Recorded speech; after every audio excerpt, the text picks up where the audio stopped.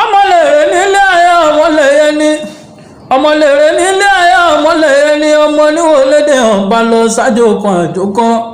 àwòrán ẹ̀yẹ ilé ayé ọmọ màmá ni Máfúsà ọlọ́run ló fi ẹ̀ṣin kẹwa àdùnní ọlọ́run ló fi ẹ̀ṣin kẹwa ọmọ sẹ́yìn náà ń àríkẹ́ ọmọ Àdìsá ikú ònípa kékeré wa dàgbàdógbò Máfúsà ọmọ ọlọ́jọ́ bí wa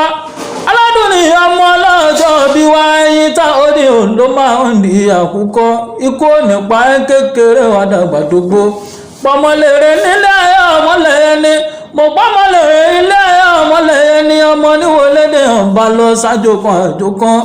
àwòrán ẹ̀yẹ ilé ayé ọmọ màmá ni Àbíbù lónìí kí ẹ kórè dèmí Àbíbù lónìí kó má ọkù lọ́lọ́ọ̀lọ́run kó dàgbà kó pẹ́ Àbíbù lónìí kí ẹ kórè dèmí Àbíbù lónìí oníyànkù nílé ayé wa dàgbà dógbó. Happy birthday Máfúsà Àdùnní ọmọ Zainab.